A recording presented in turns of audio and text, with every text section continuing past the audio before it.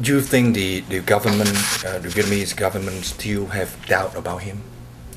I think that the Vietnamese government has no doubts about his ultimate loyalty. His ultimate loyalty was always to his country, and that is why he is a hero in Vietnam and why he was promoted to the rank of general. I think that they will always have doubts about everything he never told them about his contacts during the war. And An protected all of his sources. And I believe they still have questions about why An saved, on the last days of the war, Dr. Thuy.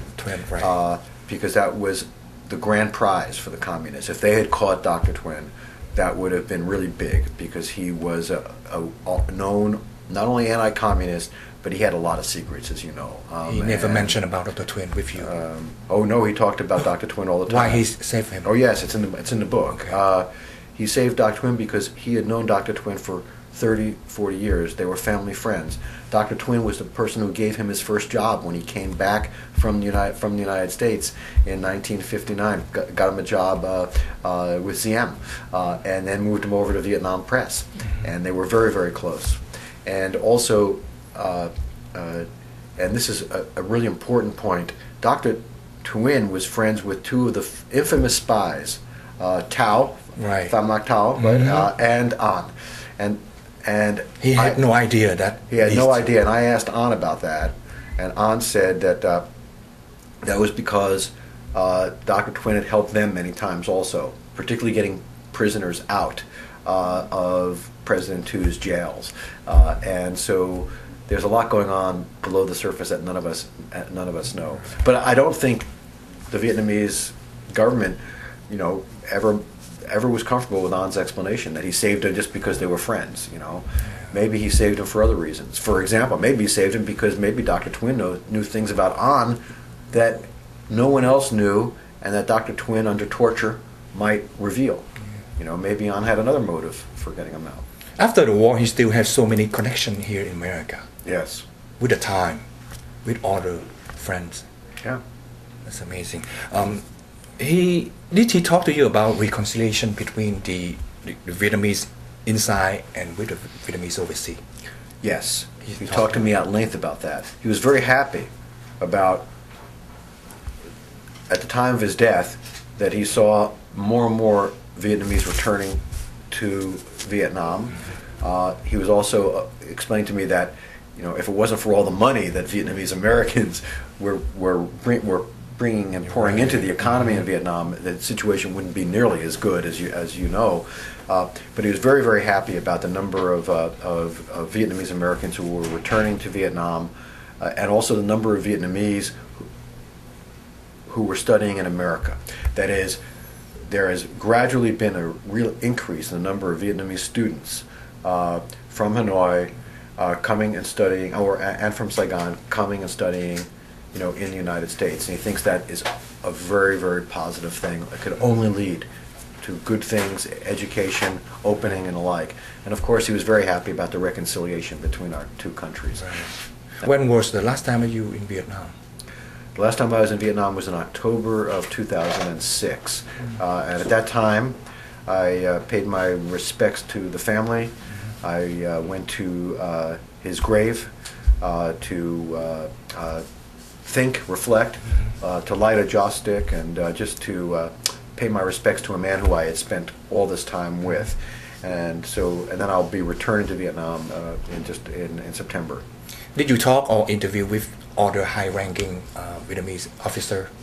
Yeah, well, the highest-ranking officer I interviewed was Mai Chi Ta, Le Docteur's younger brother, who was the man who recruited An originally, and also raised all the money as the head of the Southern Intelligence Network to send An to the United States. And that was a very, very valuable interview for me. Okay.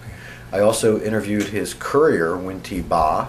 That was also a very, very valuable interview. I spent a long time with Ba, and she explained how the system worked. I also interviewed another courier, and so I interviewed two couriers, Mai Chi Ta, were the highest ranking people that I was able to talk to. So, and I almost forgot the most important also. I did 2 interviews for probably a total of 5 hours with An's direct supervisor during the Tet Offensive, Tucang, Tucang, and that was who also was just promoted to the rank of hero just last year. And still alive today. Still alive and very active. And he is the man who takes responsibility for killing the American officers during the Tet Offensive, who An had created a cover for, and it's his 2 pistols and An's car that are in a military museum together in Hanoi. Okay. You have a chance to go, to visit the country from south to north? All over. All yes. over. Look at the situation today. You think it's getting better? The communist now is not as bad as 10 years, 20 years ago? No. Well, no, I think these situations improved. I think that there are 2 issues here. There's the relations between our 2 countries have improved. Certainly the economic situation has improved. Trade is improving. And so on that front, I think not only is progress good, but the horizon looks great. I think the growth in Vietnam today, visitors wouldn't recognize Vietnam between 1985 and today. Forget during the war. Even 1995 and today, right. The growth, etc. Within the country, there is a great disparity still, though, between the rich, right. And the people who are making money and the people who aren't. Also, what you're seeing is so many young people from the countryside are coming into the cities, right. Because these young people, if they can get a job in an American hotel or any hotel, they can make more money in a week right. than their family will make in a year.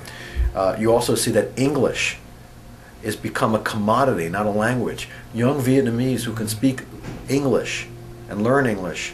No one takes their exam in French anymore. It's right. in English. Russian anymore. Because English is a commodity in Vietnam. But that's all economic. Right. There's still a lot of work that has to be done on the political side. As you know, it's not my area, but I do observe. I do follow the government crackdowns on dissidents and the like, and that's where the work still needs to be done. But I never speak out about or against the government. No. Did he talk about any other Vietnamese officer that have the same idea as his, but keep as quiet as a fish that he mentioned? No, he didn't. He never talked to me about other officials who thought like him. He actually never talked to me about that. Never wanted to. Never wanted to. Did you ask him about it? I asked him, was he a lone wolf? And he just said, move on. That was he didn't want to talk about it. So did you talk to anybody that have a different idea about An and that's go really against An, said that he's a betrayer? Oh, sure. I talked to several people who thought that he's a spy, he's an enemy, and being a journalist was just a cover, and there's no reason to glorify him because he killed and contributed to the deaths of lots of Americans and Vietnamese. 2 journalists felt like that very strongly. Zaylin Grant and Beverly Deep certainly felt like that. And I have talked to many Vietnamese Americans in this country, particularly in Virginia, where I spent part of my time in Virginia and part of it in Davis, California. But it's very easy to go to a restaurant, and if you yelled out, "I'm doing a book on Pham Xuan," there will be people who will, their blood will curl, and but it's mostly amongst the older generation, as you can imagine, and not so much the young generation. And that older generation is getting older, and pretty soon that generation, I think, that memory will be lost. I'll never feel remorse for his action. In your opinion, that you think that he should apologize for what he done? Do I think he should apologize? I've never been asked that question, and off the top of my head, I don't think. First of all, An never thought he should apologize because he was defending his country, and I suppose that An owes no one an apology, given that I understand how he viewed it. Okay. That is, I would never ask An to apologize for what he did. He was, in An's view, he was defending his country, and this is what he always said to me. He would always say, "Larry, you are a professor at the University of California. You understand things. And you say, what did Vietnam ever do to America? What did we ever do to deserve what America did to us? He said, they may have had the best intentions, but it was for us to figure out, not them. And so how can I ask a man to apologize for defending his country? I understand why the war was fought. I also understand why people in the South disagree with that. But in An's view, he was defending his country. And it should, and An would always say to me, look, it's not just me. Look at President Diem. Diem was killed by the CIA. Why did they kill him? Lastly, to our audience right now, in your opinion, what you're going to tell them about Mr. An? I would say that Mr. An is one of the most interesting and conflicted figures in history. He was a spy, an enemy of most of your listeners, and an enemy of the United States, who somehow managed to maintain friendships with so many people. And that is because I think that in retrospect, people have accepted An's explanation that he was a fervent Vietnamese nationalist who fought for independence, and for An, independence meant no foreign armies, no foreign countries in his homeland. Let the Vietnamese battle it out. Let them decide the future of their country. I think that is how I view An, but I also view him as part of a broader reconciliation process. And I want your listeners to know that